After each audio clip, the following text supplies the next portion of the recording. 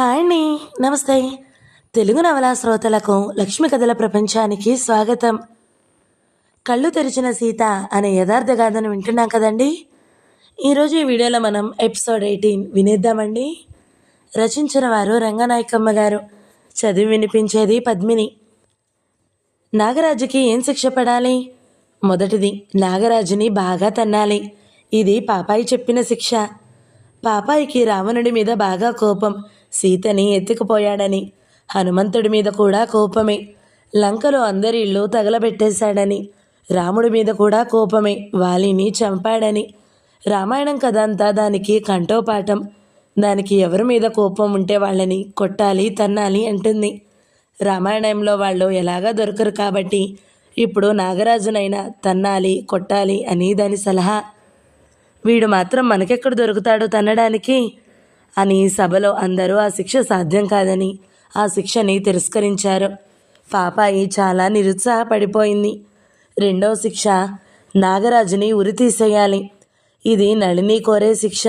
ఉరితాడు తనే లాగుతానంది. ఆ పాపం మనకెందుకమ్మా అన్నాడు సీత, అమ్మా, నాన్న వెంటనే.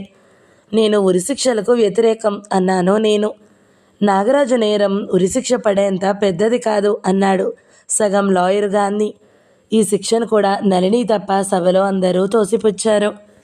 మూడో శిక్ష, నాగరాజుని జైల్లో తొయ్యాలి. ఇది సీతమ్మ పట్టుదల. యావజ్జీవమున కొన్నేళ్ల వరకేనా అన్నాడు సగం లాయరు. అదంతా తర్వాత, ముందు జైల్లోకి తోయండి అందావిడ. సగం లాయరుగా అంది. తన వాదన చాతుర్యంతో అది కూడా సాధ్యం కాదని తేల్చాడు. అతనికి జైలు శిక్ష పడాలంటే అతను భార్యని హింసించినట్టు, కట్నం కోసం వేధించినట్టు సాక్ష్యాలు చూపించాలి. సాక్షులెవరు? కేసుని అమెరికాలో పెట్టినా, ఇండియాలో పెట్టినా సాక్షులు లేకుండా ఈ కేసు నడవదు. ఆ సాక్షులు కోర్టుకి వచ్చి ఏం చెప్పాలంటే, నేను ఒక రోజున నాగరాజుకి ఇంటికి వెళ్ళాను. అప్పుడు అతను భార్యని తిడుతున్నాడు, కొడుతున్నాడు. నా కళ్ళతో నేను చూశాను. కట్నం తెమ్మని అడుగుతున్నాడు అని చెప్పాలి.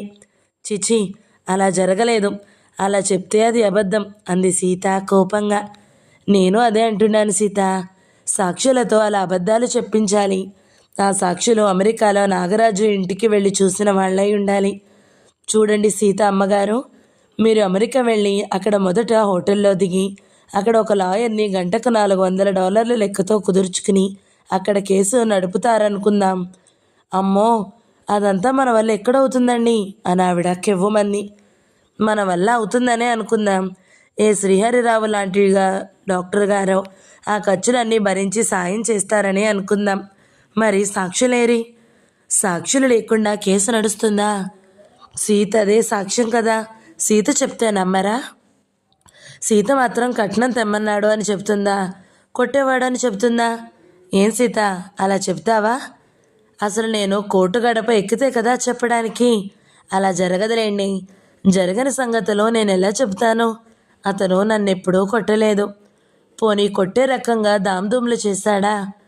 ఆ మాటలు వద్దండి. ఆ మాటలే కొట్టినట్లున్నాయి నాకు. అయినా నువ్వు 1-2 అబద్ధాలు చెప్పలేవా? గాంధీ గారు, ఇన్ని పరీక్షలా నా మీద?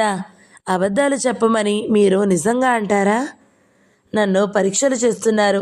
పరీక్షల్లో నేను ఎప్పుడూ ఫెయిల్ అవ్వలేదండి చిన్నప్పటి నుంచి. ఇదిగో అమ్మాయి, ఇది ప్రజా కోర్టు. నేను లాయర్ని కాదు, నువ్వు సగం లాయర్వే అని అరిచింది పాపాయి. నిజంగా అయితే నేను సగం లాయర్ని. ఇది నిజం కోర్టేంటి? అబద్ధం కోర్టే కదా. అబద్ధం కోర్టులో అబద్ధం లాయరే నిజం లాయర్. పాపాయ్, నువ్వు నన్ను డిస్టర్బ్ చేయకు. సీతతో మాట్లాడాలి.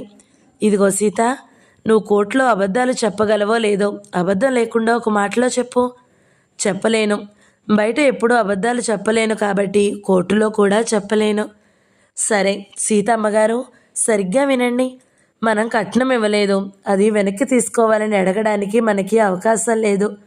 పోనీ కట్నం తీసుకురా అంటున్నాడా అంటే అది చెప్పలేం కోర్టులో. పోనీ భార్యను కొడతాడా అంటే అలాగా చెప్పలేం కోర్టులో. మరి నాగరాజుకి జైలు శిక్ష వేయించడం ఎలాగా? ఇది కట్నం కేసులోకి రాదు. భార్యని హింసించడం కేసులోకి రాదు. హింసించాడు కదండి. ఇంట్లో అన్ని పనులు చేయమని హింసించలేదు. అబ్బే, అది హింసలోకి రాదు. జడ్జి ఏమంటాడో తెలుసా? ఆడపిల్లవి ఇంట్లో పని చేయక ఏం చేస్తావమ్మా? మీ ఆయన బయట కష్టపడుతున్నాడు, మీ ఆడబడుచుకి పాపం నడుము నొప్పి, మీరు వాళ్ళింట్లోనే అద్దె లేకుండా ఉన్నారు, మరి పని నువ్వు చెయ్యక ఎవరు చేస్తారు అంటాడు. కేసు కొట్టేస్తాడు. అసలు ఇంటి పనిని హింసగా చెప్పే చట్టం ఏదీ లేదు అని వాదించాడు సగం లాయరు. నాకు ఒళ్ళు మండింది. సగం లాయరు, ఏంటి మరీ నిండు లాయర్ల బడాయిలు పోతున్నావు? 3 యూనివర్సిటీల మీద 4 కేసులు పెట్టానంటున్నావు. అవి నెగ్గాయో ఓడాయో ఆ మాట చెప్పవే ముందు అన్నాను. 3 నెగ్గాను, ఒకటే కదా ఓడాను. ఆ రకంగా కూడా నేను 30 లాయర్ని. తాతయ్య, ఇంకో కేసు కూడా పెట్టి నెగ్గేయి, ఫుల్ లాయర్ అయిపోతావు అంది పాపాయి. నీ సలహా బాగాలేదు పాపాయ్. అప్పుడైనా ఒక కేసు పోయినట్టే కదా. కేసులన్నీ నెగ్గితేనే ఫుల్ లాయర్ అని కాదు. రూలు అలాగైతే ఏ లాయర్లు ఎవరు ఫుల్ లాయర్లు ఎవరు? ఒక లాయర్లు నెగ్గుతుంటే ఇంకో లాయర్లు పోయినట్టే కదా. ఆ ఓడిన వాడు ఫుల్ లాయరే కదా. నెగ్గడాలు అక్కర్లేదు. నాకు అలా అంతా తెలుసు. నా కేసు కోసం తెగ చదివాను. ఆ రకంగా నేను ఫుల్ లాయర్నే. సీతమ్మగారు, పాపాయి మాటలు నమ్మకండి. ఆ బాలిక ఊరికే అందరినీ బెదిరిస్తూ ఉంటుంది. నేను మంచి లాయర్ని. మీరు మీ అల్లుడికి పాపం కట్నం ఇవ్వలేదు సరికదా, జైలు ఇవ్వాలని కుతూహల పడుతున్నారు. కానీ అది సాధ్యం కాదండి. అల్లుడు అనకండి, సీతకి కోపం వస్తుంది. సీత వదిలేసింది కానీ మీరు అతన్ని వదలడం లేదు కదా. ఆ విడాకులు మెసేజ్ అతనికి పంపేదాకా అతను మీకు అల్లుడే. నాగరాజుకి జైల్లో తోయించే దారి లేక, తగిన చట్టాలు లేక, సాక్ష్యాలు లేక ఆ శిక్ష కూడా పనికిరాదని తేలిపోయింది ప్రజాకోర్టులో. 4వ శిక్షగా నాగరాజుకి 2వ పెళ్లి జరగకుండా అతన్ని చేసుకోవడానికి ఏ ఆడపిల్ల ఒప్పుకోకుండా ఉంటే బాగుండును. అది మంచి శిక్ష. ఇది నేనన్నది. అది ఎంత అర్థం లేని మాటో నాకు తెలుసు కానీ అదే మంచి శిక్ష అని నా అభిప్రాయం. దాని మీద వాదోపవాదాలు జరిగాయి చాలాసేపు. ఈ పాటికి అతనికి కొత్త సంబంధం కుదిరిపోయే ఉంటుంది అంది నళిని. ఈసారి కట్నంతో కుదిర్చేసి ఉంటుందిలే నాగలక్ష్మమ్మ అంది సీత అమ్మ. మళ్ళీ నేనన్నాను, ఒకసారి నేను పేపర్లో చూశాను. ఫోటోలతో సహా ఒక అల్లుడు భార్యని హత్య చేసి చంపేశాడు. దానికి అలా చాలా ఆధారాలున్నాయి. అతన్ని పోలీసులు జైల్లో పెట్టారు. కేసు నడుస్తుంది. అయితే ఆ అల్లుడి అత్తామామలకి కొత్త ఆలోచన వచ్చింది. 2వ కూతుర్ని వాడికే ఇచ్చి పెళ్లి చేయాలని. ఇక అప్పటి నుంచి కేసులో సాక్ష్యాలన్నీ తారుమారైపోయాయి.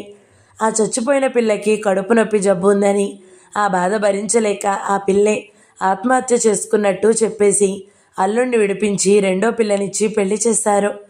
ఆ పెళ్లి కూతురు ఒంటి నిండా నగలు పెట్టుకుని పట్టు చీరతో ముసుముసు నవ్వులతో కూర్చుంది పెళ్లి పీటల మీద. తను పెళ్లి చేసుకుంటున్న వరుడు హత్య చేసిన వాడిని తెలిసినా సరే ఆ పెళ్లి కూతురికి అసహ్యం లేదు. పైగా సిగ్గు దొంతరలు.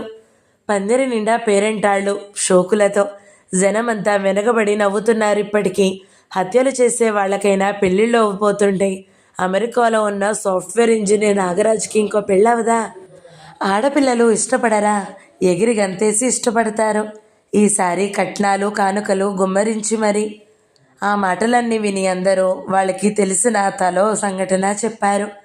మొదట పెళ్ళాన్ని కాల్చుకు తిన్న వాళ్ళందరికీ 6 నెలల లోపలే కొత్త పెళ్ళిళ్ళు అయిపోయిన సంఘటనలే అవన్నీ. ఒకరిద్దరు భర్తలైతే విడాకుల కేసు ముగిసేదాకా నిగ్రహించి అప్పటిదాకా కట్నాల బేరాలో ఫైనల్ కాలేదేమో. కేసులు ముగిసాకే కొత్త పెళ్లి ముచ్చట్లు జరుపుకున్నారు. ఆ 2వ పెళ్ళిళ్లలో దొరికిన భార్యలు అణిగి మణిగి ఉన్నారో లేదో కానీ మొత్తానికి ఆ కాపరాలు నిలబడి సాగుతున్నాయి. కాబట్టి నాగరాజుకి 2వ పెళ్లి జరగకుండా ఆపడం ఎలా సాధ్యం? ఈ శిక్ష అసలే సాధ్యం కాదని అందరూ ఏకగ్రీవంగా ఒప్పేసుకున్నారు. ఏకగ్రీవ అంగీకారం అన్నిటికన్నా దీనికే దొరికింది. ఈ 4వ పాయింట్ని ముగించబోతూ ఉండగా సీత అమ్మకి ఇంకో ఆలోచన వచ్చింది. వాళ్ళు ఇంకో పెళ్లి కుదుర్చుకున్నప్పుడల్లా ఆ ఆడపిల్లి వాళ్ళకి మన సీత సంగతి చెప్పి మీ అమ్మాయిని వాళ్ళకి ఇవ్వకండి అని వాళ్ళకి చెబుతూ ఉంటే అంది. అందరం బాగా నవ్వాం. స్పాట్కాస్ట్ కూడా నవ్వాడు బాగా. ఎవరన్నా నవ్వుతూ ఉంటే వాడు కూడా నవ్వుతాడు. వాడికి 2 ఏళ్ళు నిండిన మాటలు రావు కానీ నవ్వులు బాగా వచ్చు. నాగలక్ష్మమ్మ తన కొడుక్కి కొత్త సంబంధం ఎక్కడ కుదుర్చుతుందో మనకేం తెలుస్తుంది అంది నళిని. తెలిస్తే మాత్రం అక్కడికి పోయి ప్రచారం చేయడమా మన పని అని సీత నాన్న అన్నారు గబగబా. నేను కూడా నా మాట చెప్పాను. అసలు ఈ పని చేయాల్సింది మీరు కాదు, నాగరాజుతో కొత్త సంబంధం నిర్ణయించుకునే వాళ్ళే అది చేసుకోవాలి. నాగరాజుది రెండో పెళ్ళి అని ఆ కొత్త ఆడపిల్లి వాళ్ళకి తెలుస్తుంది కదా. అతన్ని మొదటి భార్య ఎందుకు వదిలేసింది, అతను ఎలాంటివాడు అనే సందేహాలు వాళ్ళకి రావాలి. వాళ్ళే మీ దగ్గరికి వచ్చి మీ అమ్మాయి అతన్ని ఎందుకు వదిలేసిందమ్మా, అతను ఎలాంటివాడు అని మిమ్మల్ని అడగాలి. లేకపోతే మీకు తెలిసిన వాళ్ళని అడగాలి. మగవాళ్ళైనా ఆడవాళ్ళైనా రెండో పెళ్లి చేసుకుంటున్నారంటే మొదటి పెళ్ళి ఎవరి తప్పు వల్ల పోయిందో రెండో పెళ్లి వాళ్ళు తెలుసుకోవాలి. ఆడవాళ్ల తప్పుల వల్ల కూడా సంబంధాలు తెగిపోయే సంఘటనలు జరుగుతూనే ఉన్నాయి. భార్యాభర్తల్లో ఎవరి ప్రవర్తన వల్ల సంబంధం తెగిపోయిందో తెలుసుకోకుండా ఆడవాళ్ల ప్రవర్తనలో తప్పులే ఉండవని అనుకోకూడదు. కానీ మెజారిటీ కేసుల్లో తప్పులు మగాళ్ల వైపు నుంచే ఉంటాయి. ఎవరైనా మీ దగ్గరికి వచ్చి నాగరాజు గురించి ఏం జరిగిందో చెప్పమని అడిగితే తప్పకుండా చెప్పాలి. అలా చెప్తే ఇంకో ఆడపిల్లకి ఆ ప్రమాదం తప్పుతుంది. ఆ శ్రద్ధ ఆ అమ్మాయి వైపు వాళ్ళకే ఉండాలి. కానీ వాళ్ళకు ఉండదు. ఉండకపోతే అది వాళ్ళ విషయం. వాళ్ళు అడగకుండా మీరే వాళ్ళ వెంటబడి నాగరాజుకి మీ అమ్మాయిని చేయకండి అని చెప్తూ తిరుగుతారా? మీరే వెళ్ళి చెప్తే వాళ్ళు నమ్మరు. మీ పిల్లే చెడ్డదని విన్నామంటారు. వాళ్లతో నాగరాజు తల్లి వాళ్ళు అలాగే చెప్పుంటారు కదా.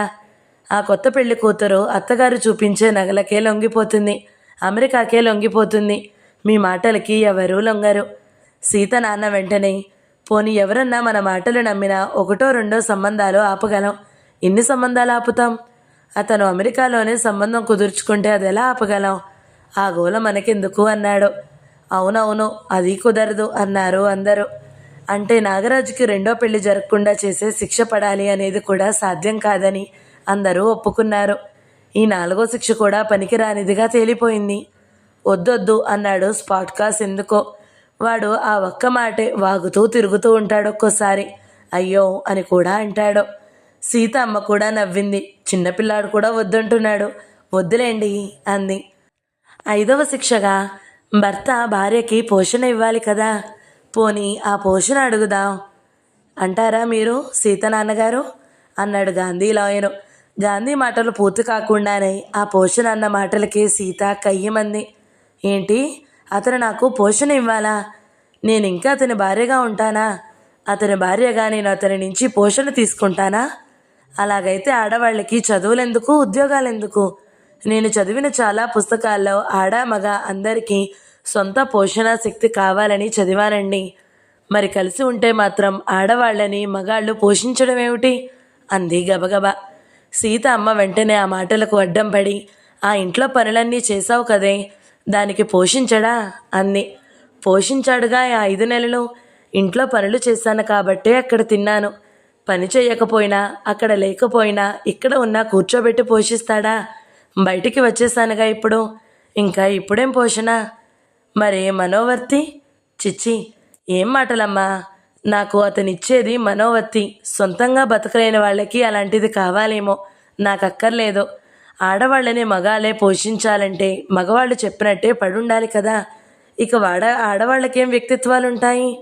మీరు చెప్పండి రంగాజీ అని నన్ను అడిగింది. నీకు పిల్లలుంటే అప్పుడు అన్నాను నేను, ఏం చెబుతుందో అని. ఏమోనండి, అది చెప్పలేను. పిల్లలు ఉన్నవాళ్ళు పిల్లల కోసం పోషణ తీసుకోవచ్చునేమో. పిల్లల్ని పోషించే బాధ్యత తండ్రికి కూడా ఉంటుంది కాబట్టి అది వేరు. నా విషయంలో ఆ గొడవ ఎందుకు? సీత అలాగే చెబుతుందని చెప్పాలని నేను ఆశించాను. అలాగే చెప్పింది.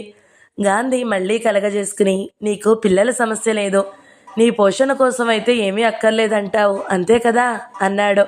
నేనైతే నాకే కాదు, పిల్లలు ఉన్న అలాంటి తండ్రి ఇచ్చే పోషణ అక్కర్లేదంటారండి. శభాష్ అయిన మాట అన్నావు సీత. అసలు పోషణ మాట ఎత్తొద్దంటావు అంతే కదా? అవునండి అంతే. ఈ మాట నేను నా విడాకుల పత్రంలోనే రాశాను కదండి. రాసావులే, మరి నేను లాయర్ని కదా, అంతా స్పష్టం చేసుకోవాలి. నేను సీత, నీ కేసుతో గాంధీకి లాయర్ సరదా తీరిపోతుంది అన్నాను.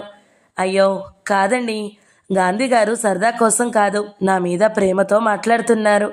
కానీ గాంధీ గారు ఆ పోషణ మాట ఇన్నిసార్లు అడగాలా చెప్పండి అంటూ సీత గాంధీని మొదట వెనకేసుకొచ్చి తర్వాత విమర్శించింది. చూడమ్మాయి, ఇది చర్చ. ఎవరి సందేహాలు వాళ్ళు అడుగుతారు, ఎవరికి తోచింది వాళ్ళు చెప్పాలి. నీ అభిప్రాయాలు నువ్వు మళ్ళీ మళ్ళీ చెప్పాలి. నువ్వు చదివిన పుస్తకాల నుంచి మంచి మంచి విషయాలు ఎంత బాగా నేర్చుకున్నావో చూస్తే నాకెంతో సంతోషంగా ఆశ్చర్యంగా ఉంది. పోషణ సంగతి ఇన్నిసార్లు నేను ఎందుకు అడిగానంటే చాలామంది ఆడవాళ్ళు వేరే రకంగా ఉంటారు. పోషణకి దారి లేని ఆడవాళ్ళ సంగతి కాదు. ఒక డాక్టర్ అమ్మగారు ఉంది, ఎంతంత తెలివైన మాటలో మాట్లాడుతుంది. కూతురు పెళ్లి సంబంధాలు చూస్తుంది. ఆ కూతురు కూడా డాక్టరే. పెళ్లి కొడుక్కి నెలకి 2 లక్షలైనా ఆదాయం ఉండాలంటారు ఆ తల్లి కూతుళ్ళో. అంత రాబడి లేకపోతే భార్యని ఎలా పోషిస్తాడు అంటారు వాళ్ళు. మనం అమ్మాయితో అతను పోషించేదేమిటి, నువ్వే డాక్టర్వి కదా, నీకే ఆదాయం ఉంది కదా అంటే, ఉన్నా సరే నా ఆదాయం నాకు ఉంటుంది, దానితో నా ఖర్చులు వేరే ఉంటాయి. నా కారు, నా ఫోను, నా బ్యూటీ పార్లర్ ఖర్చులు అలాంటివి చాలా ఉంటాయి. ఇంటి పోషణ అంతా మగాళ్లే చేయాలంటుంది ఆ విద్యావతి. ఆమె తల్లి మాట కూడా అదే. చదువుకున్న వాళ్ళల్లో కూడా చాలామంది అలాంటి పాత భావాల వాళ్ళే. భార్యని పోషించే బాధ్యత భర్తదే అంటారు. అందుకే నిన్ను ఇన్నిసార్లు అడిగాను సీత. అబ్బా, ఏం డాక్టర్ అమ్మలండి, మీరు చెప్తున్నారు కాబట్టి విన్నాను, లేకపోతే ఆ డాక్టర్ అమ్మల మాటలు వినడానికి చీదరగా ఉన్నాయి అంది సీత ముఖం చిట్లిస్తూ. సీత అమ్మ కూడా ఆశ్చర్యపోతూ, డాక్టరేగా పిల్ల, పేదింటి వాడనైనా మంచి కుర్రాడు దొరికితే చాలదు, అతనికి డబ్బుండాలా బాగా, అందరికీ డబ్బు రమ్మంటే ఎక్కడి నుంచి వస్తుంది అంది. గాంధీ మళ్ళీ ఇంకో పిట్ట కథ చెప్పాడు.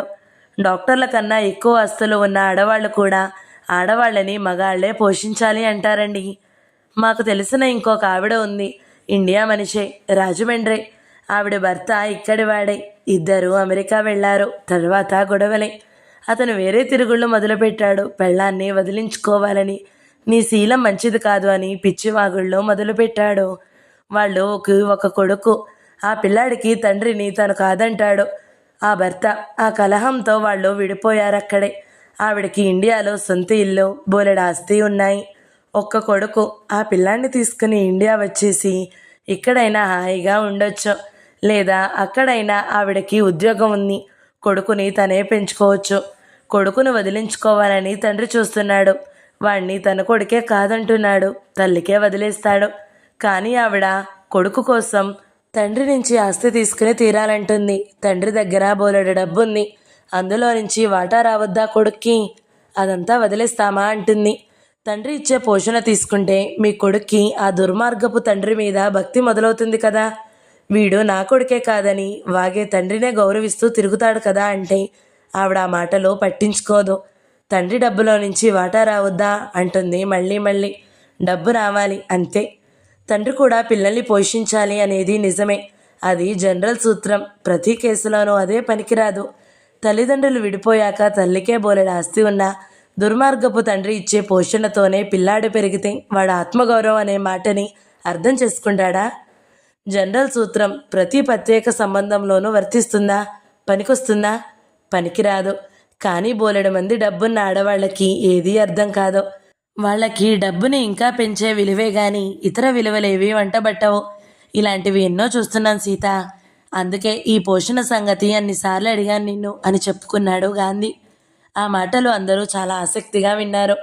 గాంధీ సీత నాన్నని చూస్తూ, మీరేం మాట్లాడరు, ఈ పోషణ పాయింట్ కూడా పనికిరాదని తేలిపోయింది, ఇంకేం మిగిలింది నాగరాజుకి శిక్ష వేయడానికి అన్నాడు. మీరందరూ మాట్లాడుతున్నారుగా, వింటున్నాను. అది కాదండి గాంధీ గారు, అతనికి ఏ శిక్ష లేకుండా అంత తేలిగ్గా వదిలేస్తామా అన్నదే నా బాధ. అదొక్కటే ఆలోచించండి. మార్గం లేదంటారా? ఇప్పటికే 5 మార్గాలు చూస్తాం, ఇంకేం మిగిలాయి? మా పెద్దమ్మాయి అత్తగారు ఒక మాట అన్నారండి. ఆవిడ కొన్నాళ్ళు లాయర్గా పనిచేశారు. అప్పుడు ఆడవాళ్ల తరపునే చేశారు ఆవిడ. అమెరికాలో ఆడవాళ్ల విడాకుల కేసు పెడితే భార్యకు కూడా ఆస్తిలో పంపకాలు చేస్తారట. అది మీకేమన్నా తెలుసంటారా? ఆస్తిని పంచడం అంటే మొత్తం అతని ఆస్తి అంతా తెచ్చి 2 భాగాలు చేయరండి. సీత అక్కడ 5 నెలలు ఉంది కదా, ఆ 5 నెలల కాలంలో అతనికి 5 జీతాలు వస్తాయి కదా. ఆ జీతాల్లో నుంచి ఇంటి ఖర్చుల కోసం ఎంత అయిందో అదంతా తీసేయాలి. ఇంకా కొంత మిగిలిందేదో లెక్క తేలుతుంది. మిగలకపోతే పంచేదేమీ ఉండదు. కొంత మిగిలితే ఆ మిగిలిన దాంట్లో సగాన్ని భార్యకిప్పిస్తారు. ఇదంతా జరగాలంటే మీరు మీ అమ్మాయి ముందు అమెరికా వెళ్ళాలి. అక్కడ ఒక అపార్ట్మెంటుని 1 సంవత్సరానికి లీజుకు తీసుకోవాలి. అటెనక లాయర్ని పెట్టుకోవాలి. వద్దులేండి, అవన్నీ మన వల్ల ఎక్కడవుతాయి? అతని 5 నెలల జీతం నుంచి 5 నెలల ఇంటి ఖర్చులంతా పోగా ఎంతో కొంత మిగులుతుంది. ఎందుకు మిగలదు? సీత, అక్కడ ఇంట్లో రేషన్ అంతా ఎవరు కొనేవారు? కస్తూరి బస్తా కొనేవాడా, నాగరాజు కొనేవాడా? నాకు సరిగా తెలియదండి.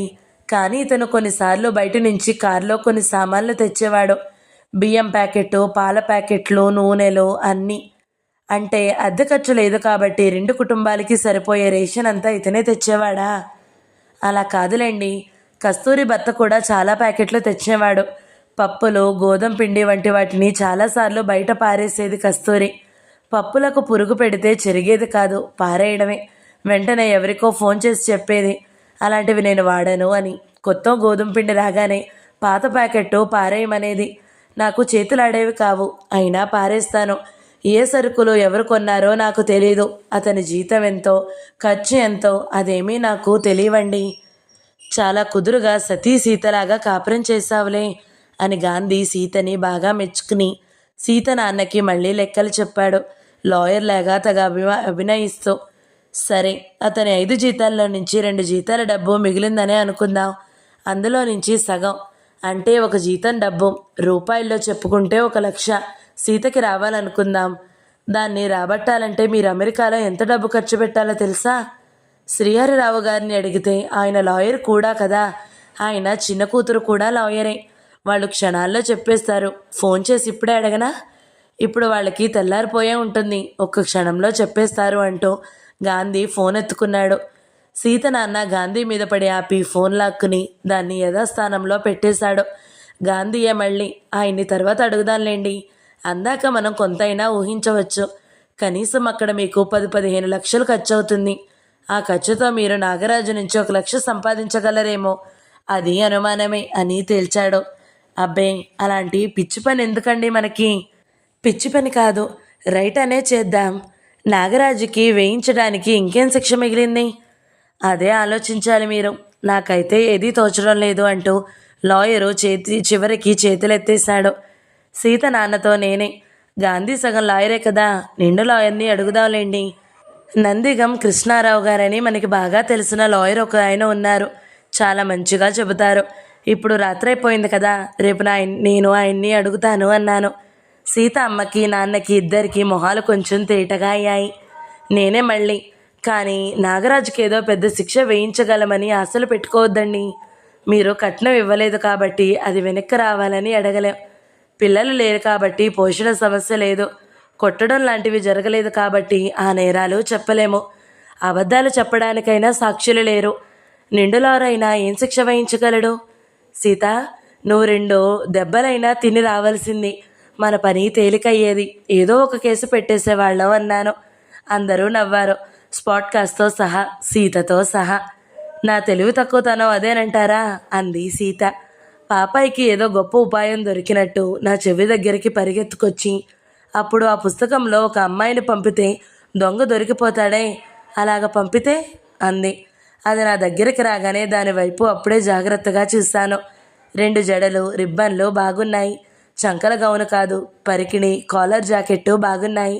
అందుకే దాన్ని నా మొహం దగ్గరికి రానిచ్చాను. చెవు మీదకి వంగనిచ్చాను. అది వారం రోజుల కిందట ఒక డిటెక్టివ్ కథ చదివింది. గ్రామస్తులు తెలివితేటలతో దొంగని పట్టుకుంటారు ఒక గూఢాచారిని పంపి. ఆ ఉపాయం ఇక్కడ చేస్తే అని దాని ఆలోచన. నేను సీత అమ్మతో అన్నాను, పాపాయి ఏం చెబుతుందంటే నాగరాజు తల్లి దగ్గరికి మనమే ఒక స్నేహితుల్ని పంపించాలి. వెళ్ళిన వాళ్ళు కొత్త సంబంధం వాళ్ళలాగా మాట్లాడతారు. మా అమ్మాయి చాలా కుదురైంది. తిట్టినా, కొట్టినా, తన్నినా, గుద్దినా ఎంతో అణిగిమణిగి ఉంటుంది. కట్నాలు, కానుకలు ఇస్తాం. మా పిల్లని చేసుకుంటారా అని అడగాలి. వాళ్ళు ఏమంటారో తెలుస్తుంది. ఆ డిటెక్టివ్ గదిలో దొంగ దగ్గరికి ఒక అమ్మాయి వెళ్ళి వాడిని కబుర్లో పెడితే వాడు అలాగే బయటపడ్డాడులేండి. నాగమ్మ వాళ్ళు 2వ సంబంధానికి వెంటనే ఒప్పుకుంటారా, లేకపోతే ఇంకా సీత కోసం వస్తారా తెలుస్తుంది. అది పాపాయి ఉపాయం అన్నాను. అందరూ నవ్వి, నిజమే, అలా చేస్తే వాళ్ళ బండారం బయటపడుతుంది అన్నారు. సీత చిరాకు పడి, అది తెలియాలా ఇంకా అంది. ననిని ఇంకెవరినన్నా తీసుకుని నాగమ్మ దగ్గరికి కొత్త సంబంధం వాళ్ళలాగా వెళ్తానని ఉత్సాహపడింది.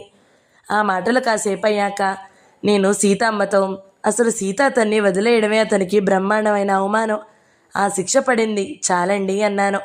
సీత అమ్మ నాన్న నిరుత్సాహంతో మళ్ళీ మౌనంగా అయ్యారు.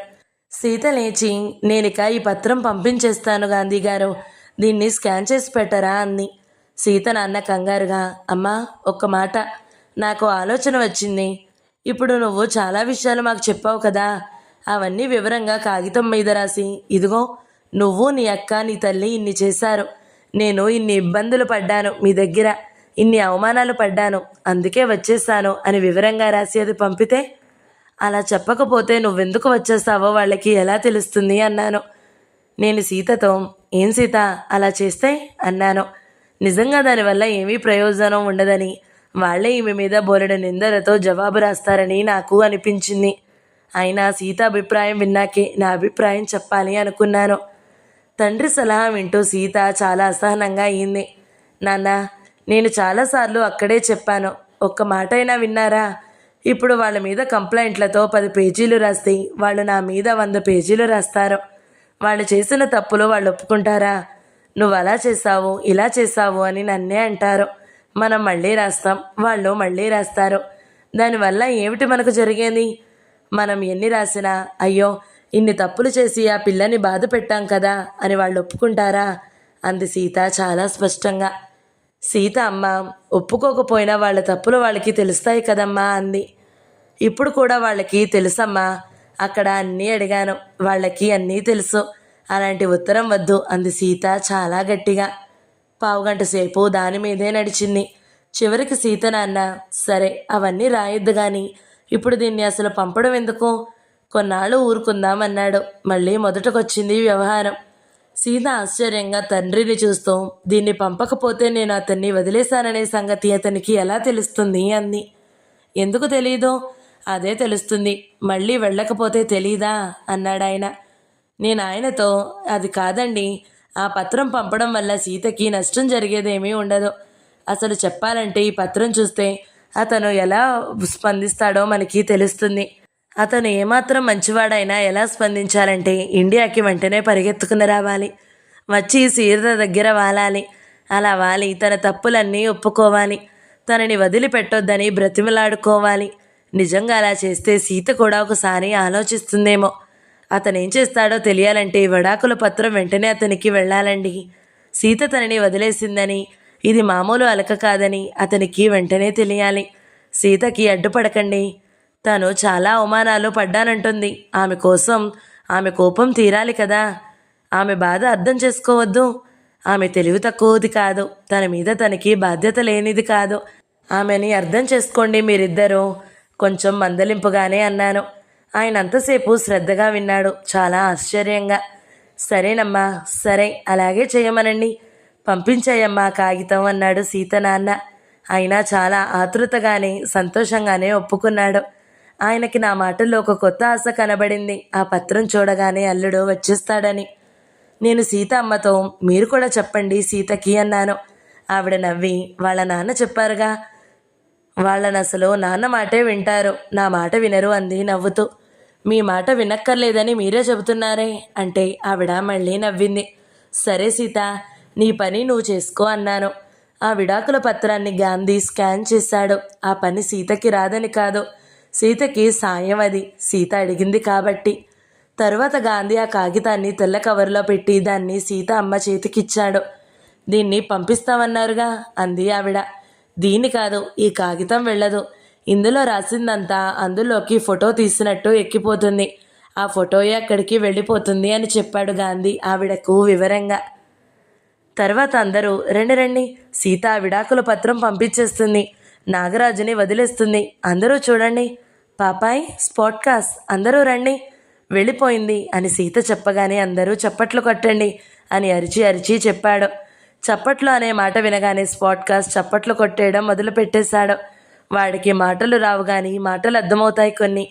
వాడి చప్పట్లు చప్పగా మోగుతాయి, మిగతా వాళ్ళ చప్పట్ల మధ్య అవి అణిగిపోతాయి.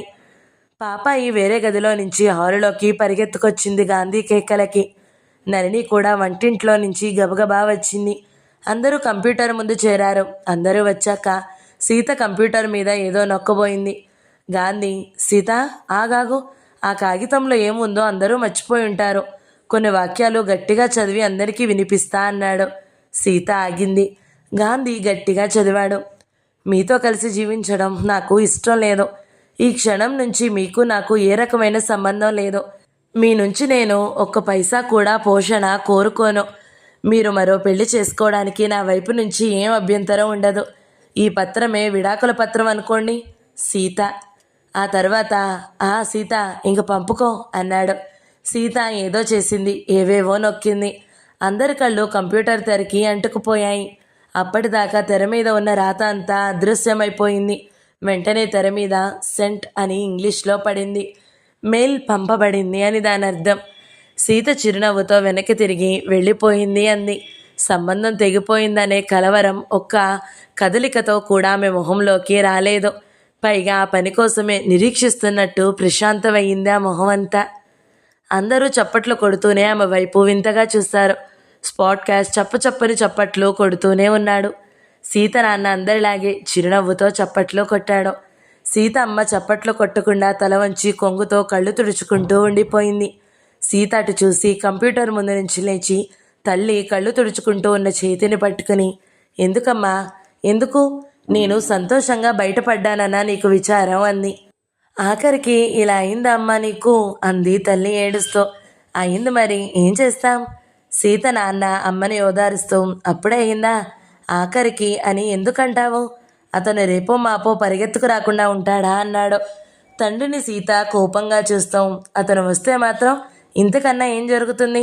ఆఖరు ఇదే, అమ్మ సరిగానే చెప్పింది అంది. అమ్మ మళ్ళీ ఈ ఫోటో అతని దగ్గరికి ఎప్పటికి వెళ్తుంది? దీన్ని ఎప్పుడు చదువుతాడు అంది. ఎప్పటికోనా, ఈ పాటికి చదివేసే ఉంటాడు. ఎప్పుడో వెళ్ళిపోయి ఉంటుంది. అప్పుడేనా? ఇప్పుడు పగలే వాళ్ళకి అతను ఇంట్లో అయినా ఆఫీసులో అయినా కంప్యూటర్ ముందే ఉంటాడు. ఇది వెళ్ళిపోయిందిగా, చదివేసే ఉంటాడమ్మా. అతను ఏమైనా రాస్తే ఈ పాటికి మనకి వచ్చేసేదే. ఇంకా రాయలేదు, దానికోసం ఎదురు చూడక్కర్లేదు మనం. ఒక జోకు వెయ్యాలని నేను ఎప్పటి నుంచో కాచు కూర్చున్నాను. అందరూ వినండి అని స్పాట్ క్యాష్ ఇలా రామ్మా అని దగ్గరికి పిలిచాను. వాడు పరిగెత్తుకుని వచ్చాడు. స్పాట్ క్యాష్ సీత నాగరాజును వదిలేసింది కదా. ఇప్పుడు సీత పెళ్లి లేని అమ్మాయి అయిపోయింది. సీతను నువ్వు పెళ్లి చేసుకుంటావా అమ్మా? నువ్వు చేసుకుంటావా అన్నాను. వద్దొద్దు అని అరిచాడు స్పాట్ క్యాష్. అందరూ ఒక్కసారిగా నవ్వారు. సీత అమ్మ కూడా నవ్వి, అంతే మరి, వద్దంటే వద్దని మొదటే చెప్పాలి. అంతేగాని దొంగ మాటలన్నీ చెప్పి నమ్మించి తర్వాత కాల్చుకొని తింటే ఎలాగా అంది. స్పాట్ క్యాష్ అందరి మధ్య తిరుగుతూనే ఉన్నాడు మొదటి నుంచి. సీత అమ్మ ముందు నిలబడి ఆవిడ గాజులు 4 సార్లు పైకి కిందకి జరిపాడు.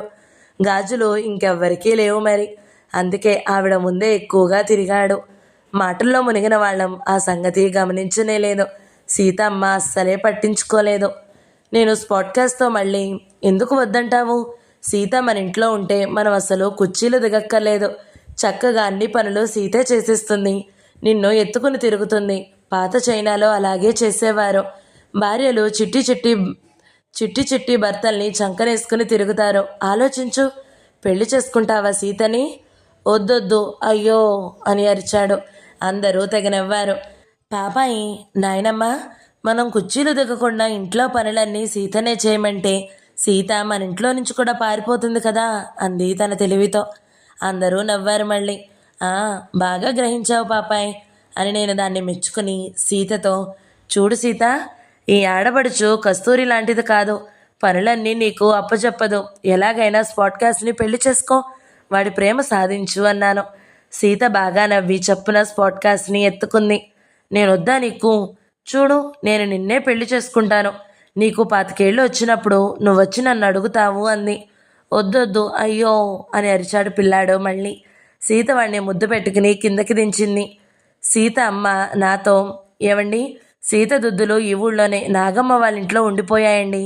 అవి ఎలా వస్తాయి మనకి? 12,000 పెట్టి కొన్నాం అంది ఆందోళనగా.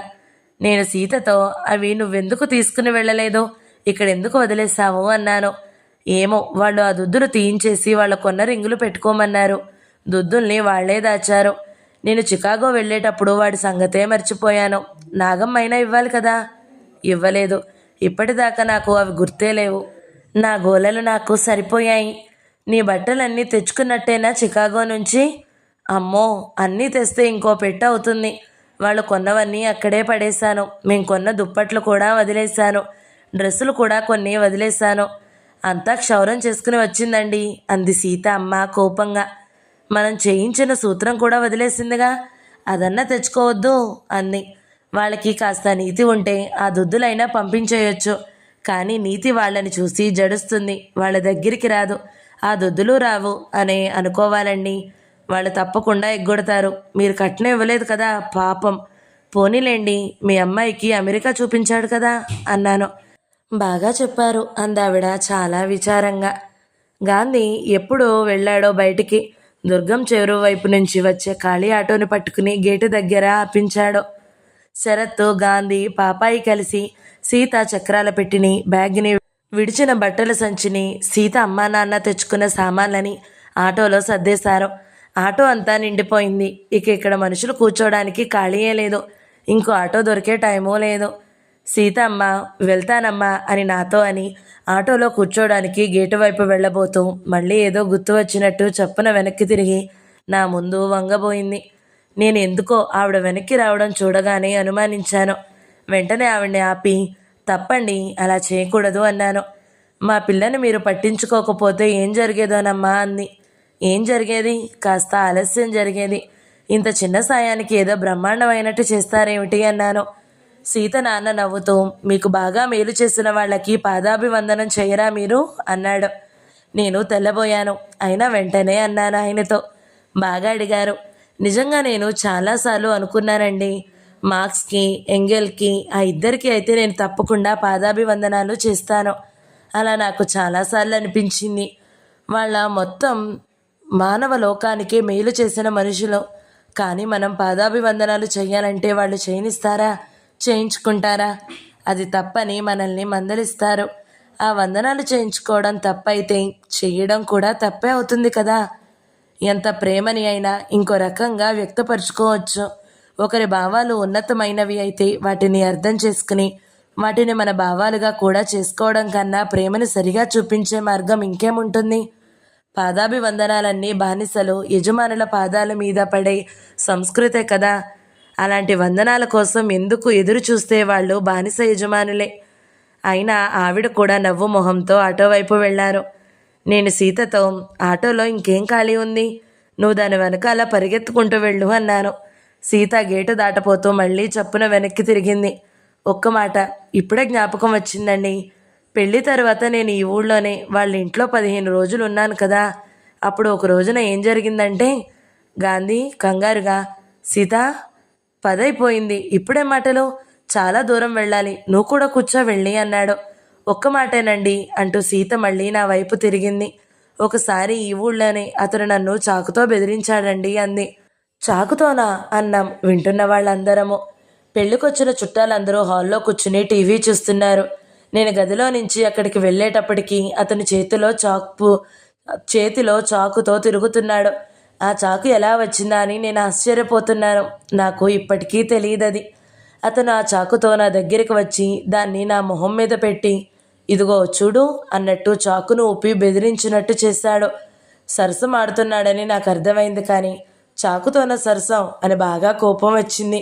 నేను వెంటనే ఏమన్నానంటే, సీత తర్వాత చెప్పుకోవచ్చు, రేపు మళ్ళీ రా, ఆటో అయినా ఇంటికి పోవద్దా? అమ్మ వాళ్ళు ప్రయాణం చేసి వచ్చారు, అలసిపోయి ఉంటారు, తొందరగా వెళ్ళు, రేపు ఫోన్లో చెప్పు అన్నాడు గాంధీ గబగబా మందలిస్తూ. ప్లీజ్ గాంధీ గారు, ఈ ఒక్క మాటే ప్లీజ్, నాకు కాదు ఆటో ఆయనకి చెప్పు. నేను కూడా, అవును సీత, ఇక వెళ్ళిపో, ఇంకా చాలా విషయాలు చెప్పాలన్నావు కదా, అన్నీ ఒక నోట్బుక్లో రాయి, నీట్గా నాకు అర్థమయ్యేలాగా రాయి, 2 రోజులు విశ్రాంతిగా ఉండు, బాగా నిద్రపో, తర్వాత మళ్ళీ రా అన్నాను. అయినా సీత కదలలేదు. అది కాదండి, అతను చాకుతో బెదిరిస్తే అప్పుడు నేనేమన్నానో తెలుసా అండి?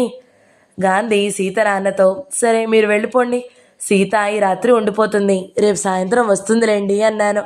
సీత గేటు బయటకు పరిగెత్తి ఆటో ఎక్కేసింది. చోటే లేదు అందులో, ఒక మూల ఎలాగో ఇరికింది. గాంధీ సీత నాన్నతో, చాలా సామాను ఉంది, మీటర్ లెక్కే కాదు, ఎక్కువ ఇవ్వండి అన్నాడు. అలాగేనండి, నేను అదే అనుకున్నాను, ఇంత రాత్రి పూట ఆటో దొరికినందుకే సంతోషించాలి అన్నాడాయన.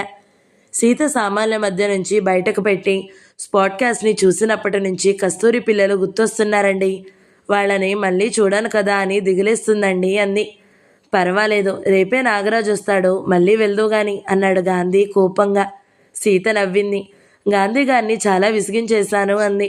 సరేలే ఇక ఆపు మాటలు అన్నాడు. ఆటో కదిలింది. స్పాట్ క్యాష్ కెవ్వున అరిచి ఏడుపు మొదలు పెట్టేశాడు.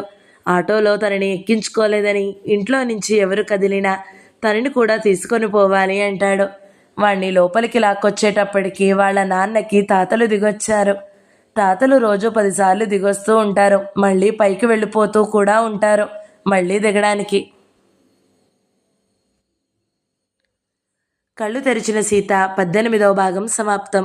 ఈ వీడియో మీకు నచ్చినట్లయితే లైక్ చేయండి, షేర్ చేయండి, మంచి కామెంట్ పెట్టండి. ఎవరైనా మొదటిసారి మన ఛానల్ని చూస్తున్నట్లయితే సబ్స్క్రైబ్ చేసుకోండి. Thank you so much for watching. నమస్తే.